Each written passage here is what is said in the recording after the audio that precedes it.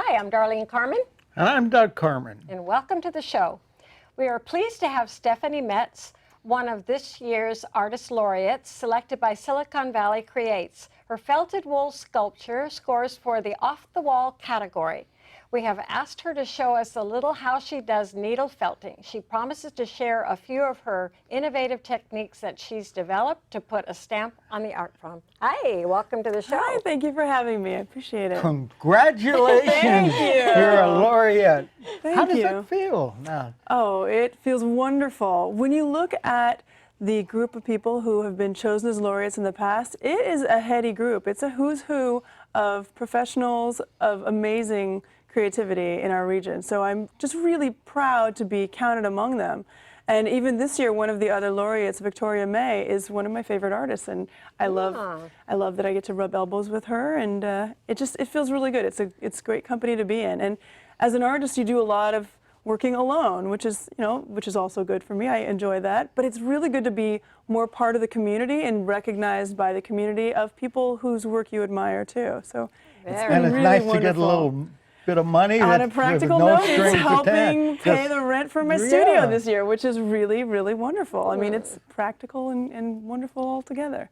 Is this the first time you've ever received like a huge award? I know you're award-winning artist, but I mean, this is a huge award. This is definitely a big deal. Also, a number of years ago, I received a Bell Foundation grant, which is another local regional grant-making group, which just out of the blue, I mean, you're nominated and you don't know anything about it. And so I received a letter in the mail that I had been recognized, and here's some money, and that was also just wonderful. It's nice to know there want one of those little letters. angels looking over your shoulder, and it just feels really good. Well, you started out working traditional material like clay and metal and stone, but once you hit on felt, that seemed to be it for you. What is it about wool that you're attracted to? Well, so I've always been interested in biology, and so I was doing a lot of figurative studies in college in other traditional materials. And then when I came across the wool, it was totally on a whim. I wasn't thinking of it as real art. And I wanted to try doing wet felting, which is what people are maybe more familiar with. Put your favorite wool sweater in the wash. It's tiny and dense. That's wet felting. So I went to a yarn store to get some materials, and the woman there immediately directed me away from wet felting to needle felting and showed me this little book. And it turns out you could have an amazing degree of control over it, and you can make all sorts of different forms. And it was a pretty open realm to explore, because a lot of what's already out there is, kind of cutesy and craftsy and toadstools and fairies, and that's not really my aesthetic. I started going off in all sorts of different directions. And basically felted wool is taking soft, fluffy wool and mechanically compressing and compacting it, as I'll show you a little bit later, using very specialized tools that come from industry. So this is a felting needle in a holder to work with it by hand. It's very sharp and it's notched in one direction. And so when you poke this into the wool, it's forcing the fibers together. And the wool fibers are like human hair. If you see a shampoo commercial that shows all those overlapping scales, it's those scales that are getting interlocked, the same reason that hair dreadlocks. So basically, I'm matting hair together. Wait. Now, let's see. That's because of these... The notches, the barbs along the edges. They're forcing and pushing the fibers. No, you can feel them, but you can't see them. And it's very sharp. Gently. You can feel that, too. Careful now. Oh, and here's another for his cut. drama. Try not to leave DNA on your work by drawing blood if you can avoid it. Oh man! And the wool, of course, is this natural wool? Yeah, it's just been washed not and brushed. Synthetic. No. It wouldn't work if it were synthetic, because it has to have those little overlapping scales. So I started experimenting with it, and it just happens to be my nature that I keep playing with things and pushing it and seeing what I can do with it. And it took me on a real journey. I started off with very traditional subject matter. So I was doing, replicating the human form, trying to make the wool basically look like all these other things like marble or bronze, or trying to make it look like these traditional hard materials. And then eventually I came around to really embracing it being soft and organic and really playing with that. Accepting it for what it was. Exactly, not trying to make it be something else. And I think part of that is my background in more traditional things that are hard and noble materials. And now I consider wool to be a noble material, but I had to convince myself too. So, do you ever go back and work with clay or anything? A little bit.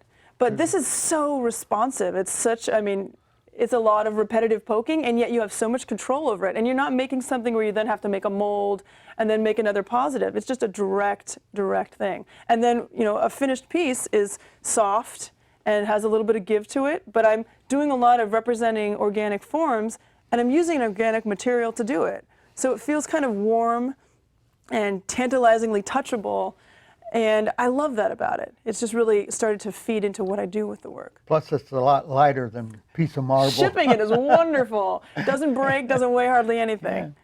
You don't have to worry when you drop it. If it boom, there goes your piece. Yeah. All over the I'm floor. so glad I work in this material. I just had to ship some work to the Netherlands, and that's a long way to ship things, but if they're nice and light and not breakable, it just makes your life a lot easier. Yeah, that's expensive. Yeah. Wow. I'm noticing, you know, you have a lot of things like this. You seem, and you'd mentioned that you like biology. You really seem to have an aptitude for it. Well, ever since because you have a lot of animals, I noticed in your work. Well, where does that come from? I've always loved animals. I've always drawn them. And then I have so many memories of going to the California Academy of Sciences, the Natural History Museum in Golden Gate Park as a child, all throughout my childhood. And now I take my kids there. And while they've reconfigured it quite a bit since then in really good ways, there's still, you know, bits and pieces from when I was a child. I haven't been there since they remodeled it, so that's been actually years ago. It's amazing. But they had, I do remember, and I do remember another guest that we had that would use the rooms, and I guess they have drawers and drawers. Oh yeah, and you drawers. can go and use some of their research materials. It's amazing. Certain times, do they let you, I mean, how do you do that? How do you You work just have to contact them, and they have different, there's a room that is open to the public, and then if you're an artist, you can also contact them and go behind the scenes and work from their laboratories. Wow. It's amazing. Very nice. Yeah. And so did you actually work with them or do anything for them? Very early in the making things out of wool, I wanted to make a sheep skull out of a sheep's wool to see if I could make those rigid, hard, like make the wool look really hard. And at the time, that was about 12 years ago, they had a skulls exhibit at the Academy of Sciences. So I went there to draw from a skull. And so that kind of, you know, that felt right at home. And then more recently, I've been making all these kind of pseudo-natural specimens, and I was making a wet specimen, which is, as opposed to, you know, bones or fossils or something like that, a wet specimen would be the whole creature in alcohol to preserve it. And I was making a piece, and I had to ship it down to Los Angeles. I didn't know what liquid to use because I couldn't ship formaldehyde, and I contacted them, and they said, oh, you can just use rubbing alcohol of the kind that you would buy at the grocery store. Yeah. And by the way, you make teddy bear skulls. Why not come and demonstrate at our Thursday night exhibit, because they remounted the skulls exhibit. So I got to go show the making of these teddy bear skulls, which clearly skulls don't normally have ears, but you know, sometimes it requires it. And I really gruesome. That's one way to look at it. I see. I mean, this is a wet go. specimen of a little unicorn. But this is not the same thing as when you were talking about a wet felt. This is felted. This piece inside is something I felted, and then I put in a jar, and I put rubbing alcohol, isopropyl alcohol. Because you were talking about wet felting. That's Oh, different. no, yes. I'm not familiar with This is just putting it, you know making a what? wet specimen. I really need to see how this works. I will let's show go you. see how this works. All right. I had a big question. Time to see how it works, Doug. Okay. Okay. Thank you. So I have a number of different tools here to use. Basically, I'm using the felting needle, but I have several different holders that allow me to use more than one needle at once. So you don't want to get your hair caught into the work. No. Because we Yeah, I was going to ask you. Pull that back so you don't felt your hair. Not as bad as poking yourself, but still not good. So I start with a loose, fluffy wool, and I make sure my fingers are not in the way. I'm working over a surface that's a brush mat. It's basically like an upside-down scrub brush, because that suspends the wool over the surface and doesn't allow me to stab at the table and break off needles. And I'm just starting to poke and poke and poke straight into and through the material, and you can see I keep turning it over and kind of pushing down the high points. So the brush allows you to go all the way through, make a complete, Exactly. and you don't have a hard surface Yes. that Another impedes your- alternative would be foam rubber, but that kind of is a little bit squishy. You could tear that up after a while. This is just a little bit more satisfying. So I'm just using the needles to poke and compress in towards the center. So if I wanted to make a sphere, I would be evenly turning and poking in from all sides. If I eventually make a ball. It gets more and more dense. I mean, I can give you an idea of how dense this could be just by holding it very tightly in my hands. So it's getting increasingly dense and compact. If I want to make like... Well, wait, now, you can't cheat, though? You can't sit there and squeeze it and push it? What happens? It's not going to hold together. It's not going to do anything. I'm mechanically tangling the fibers. So you can see I've made kind of a long, skinny thing, and that has to do with how I turn the material and the parts that I poke into. Exactly. And it seems fairly coarse, and it might seem like it takes a long time. It takes some time. It is. I can see it's time. I mean, here's an example. Time-consuming. Yeah, this is a lot more dense and compact. I forced more material in. And on this one, you can kind of see there's sort of folds of flesh. Yeah. And I do that by a combination of things. This is both additive and subtractive. Additive in that you're always adding more wool on, subtractive in that you're poking and pressing it down. So for example, for these folds of flesh, I will emphasize the space in between the folds by poking in a line, and that's pushing it all down. And then I will also add more on in between. So I can add little bits of it on. And whenever I'm doing small details, I'll do a single needle because I can control it better and I can poke it in more deeply. So I can be building up the form in between, right onto what I'm working on. Or I can make a little separate piece. So I'm going to make a little separate fold of flesh, make it... Put them together. Put them together. And like joining things is as simple as poking through one and into the other. So I can start making that really adhere and meld onto it. How old is the art of felting? Wet felting goes back centuries, but using this tool... Is that the right term, felting? Yeah, felting. This tool was developed during the Industrial Revolution to make sheets of felt in factories. They'd have hundreds of these needles coming down and poking. So that's where you get that fine, like for felt hats and stuff? Exactly, yeah. And wet felting has been around way longer. But using it by hand is only about 20 years old with these tools. So here's an example of if I were, have this little human figure and I'm going to add an arm on. Whenever I'm making all these very complex things, I break it down into the component parts, complete those as much as I can, and then add them together. So this is not quite like that because it's not totally done. But I just hold the little shoulder in place and I start poking through it. And I'm basically using the needle to catch the fibers in the shoulder and forcing them into the body. And then I'll add a little bit more on to keep melding together. No sewing, no gluing. No. And at this stage, I could reposition it if I want to swing the arm this way or that way. I could also still take it off again. And you can kind of see when I start to pull it off, the fibers binding it. Right, but this one's not coming off just by pulling because it's on more firmly. And in fact, this one is even further along where it's even more dense and compact. I can hold it up by its little ankle.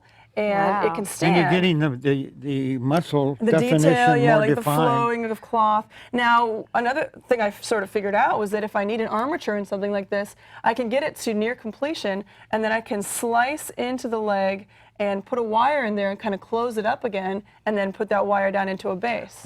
So it's been a lot of making things up as I go, depending on what I need. Because the first figure, sounds versatile. Exactly. And the first figure I tried to make with a wire inside of it, and I kept coming too close to the wire and snapping the needle off. So that's how I, learn by trial and error and learn by doing. Yeah, well, that's how you learn the whole craft, isn't Exactly, yeah. And maybe reinventing the wheel. Right. You didn't go online, because I know a lot of people are doing that now. They go online to learn a craft or learn music, but you did not. No. You in fact, I avoided the textiles department in college completely, so I'm probably reinventing the wheel when it comes to fiber altogether, but it seems to serve me well, because what I love about this is experimenting with it. Oh, yeah. So this is one of the teddy bear skulls. Again, component parts. I would make the different, like the zygomatic bones, and then add them on. Obviously, skulls don't normally have ears, but I would add those on too.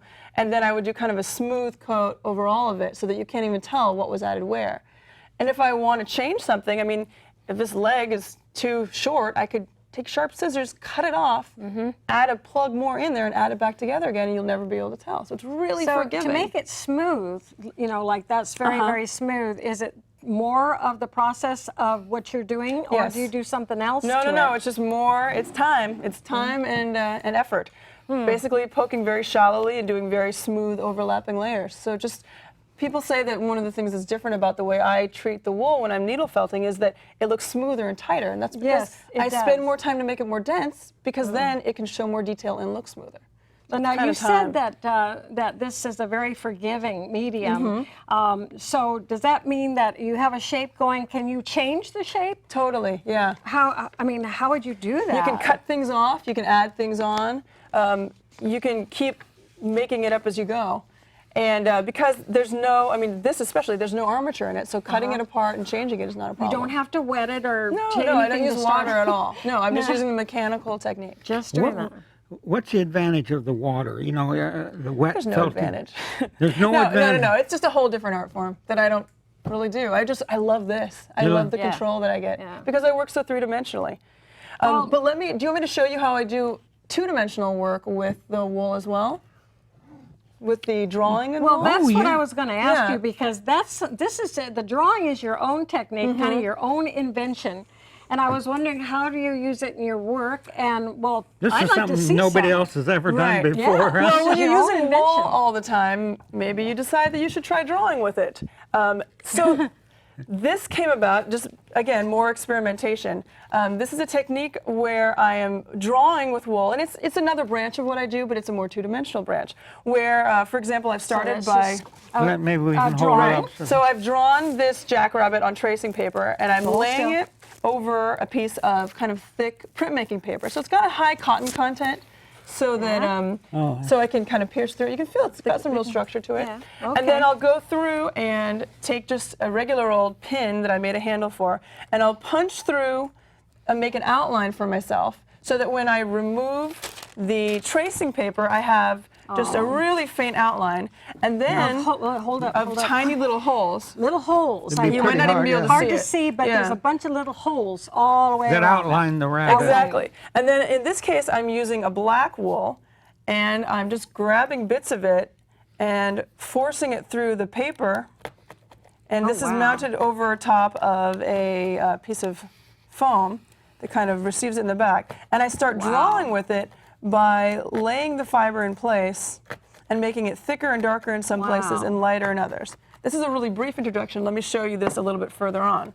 So this is the Wow. same rabbit further on. Oh my So I'm goodness. plunging the needle through to establish where I want this to be.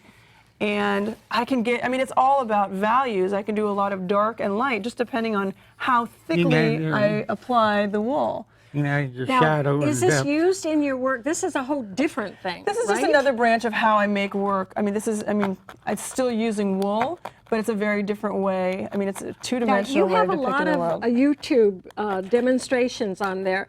Do you have the wool yet, or you haven't done that yet? I don't have the wool drawing on there yet, but I think I need to do that. Well, I do you have. can do some of that here. Exactly. I mean, put it on YouTube. Exactly. How long have you been doing the wool drawing? Is this a fairly recent No, probably departure from your normal? About 2 or 3 years now. And I love it because it's just another way, another means of expression, and I love that from far away. Is it a kinda little looks, faster than It the is. It's a little faster, and honestly, for people who want to collect my work, it's a more like a way for them to kind of an entry level thing for them to experience. And they some of can my hang work. it on the wall. Exactly. rather, yeah. That helps too because it's hard to find space in your home and in your life for sculpture Yeah. sometimes. Well, now, how finished do you get with this? In other words, a lot of the rabbit looks finished. Right. Is it finished? No, it's not. I'm going to kind of fill in the different parts Yes. here. Well, of course, but I right. mean, as far as the shading and the colorings, is that what you're looking for? Yes. Can you ever like change colors? Could you add, like, if you wanted pink?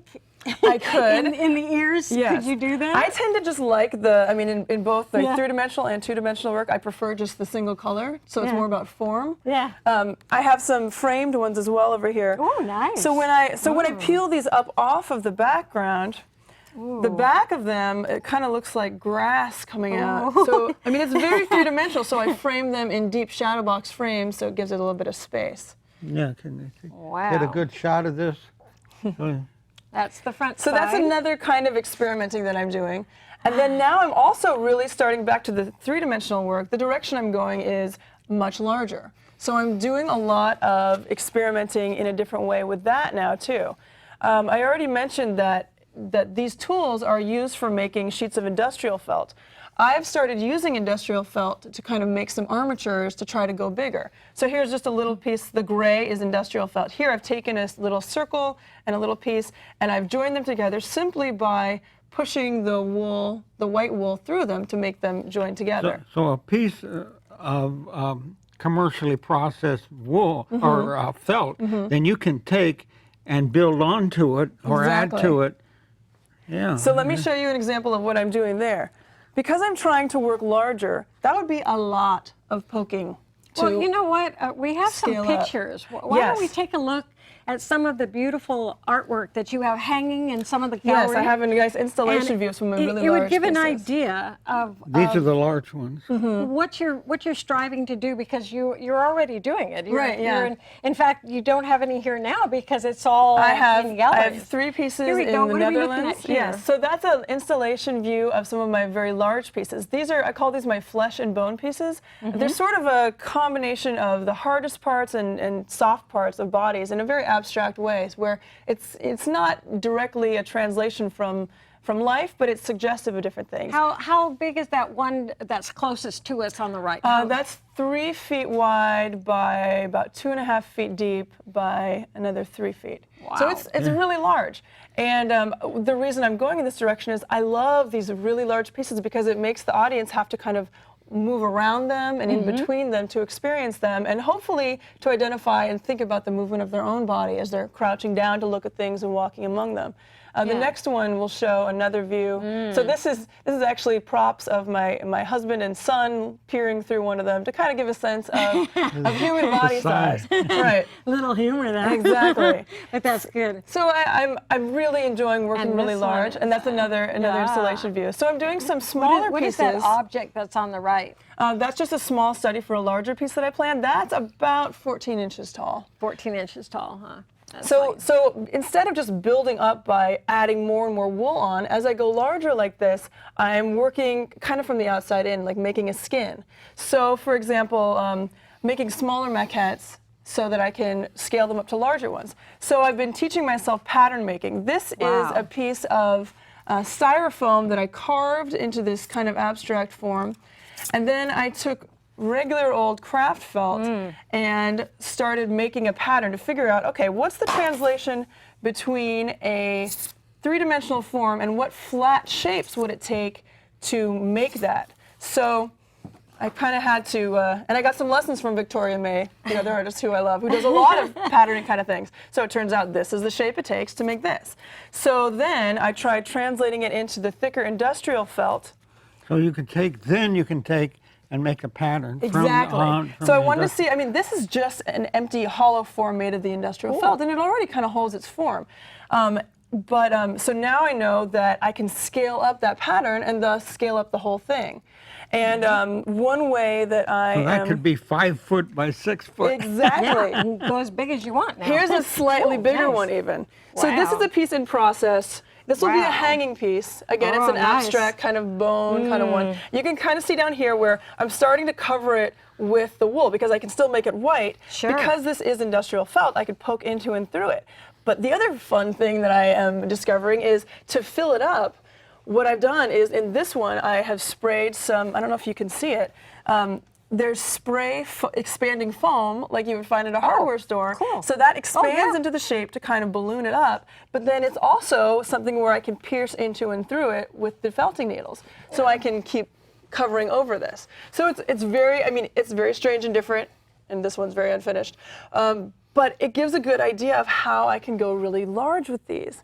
And so it's just more experimenting and seeing what direction I can go in. And Wow. it's totally an untrod path. I can just make it up as I like. And You have know, any upcoming shows? I have a show right now at the Triton Museum in Santa Clara. 2 of my really large pieces, as well as some of my clothing pieces that incorporate And it's wool. there for how long? Through July the 12th. July the So 12th. another almost 2 At the months. Triton? Yes, and then Okay. I have some work at the Rijswijk Textile Biennial in the Netherlands.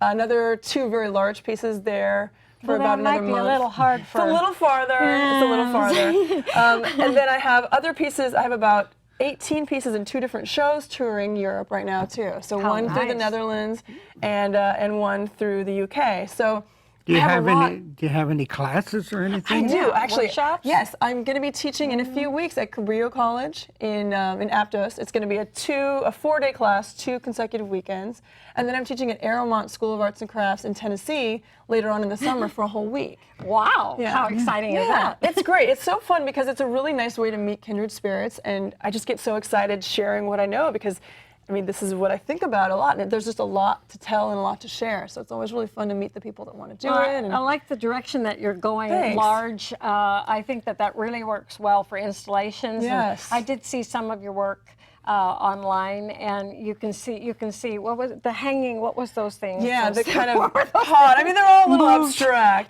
But I have a YouTube video of making one of my teddy skulls in time lapse, so you don't have to sit there for as long as it takes. And I'm So you trying to can- do more filming of pieces so that because that's a good way to reach people too. You know, they say people when they do their art that it says something about them. So what would you say that your art says about you? I think it would say that I'm really interested in experimentation and play, and that I'm very influenced by the natural world and the unnatural aspects of it that I see. I would say, and I see the humor there. Yes, that definitely, too. Definitely have a sense of humor. And I just think that like this time next year, you're probably going to be just bigger and bigger. I just have a feeling you're I going hope to so. go bigger and bigger and bigger. It's like, you know. And what about any upcoming shows now? You have Triton. Do you have anything beyond that? Nothing locally beyond that yet for a while. There's going to be another one also in Tennessee, but that's going to be later on in October. So nothing local right now, but things keep coming up. So It'll be we'll coming see. up, so Yeah. people check your website. A lot of my work is already out in the world, so I need to have some of it come back so that I can send So it out. yeah, your website's very easy to go to. Yes. It's your name. Yeah. It's just my name, Stephanie Metz. Well, I want to thank you Stephanie so Metz. much for being here. Thank you and so people out much. there watching the show, now you know what to do with all that pet hair that you gather here and there. Now you know what you can do with it. So thanks for watching the show, and watch again. Thank you. Well, you know, you can use hair, right? You can, yes. But you have to do something to it.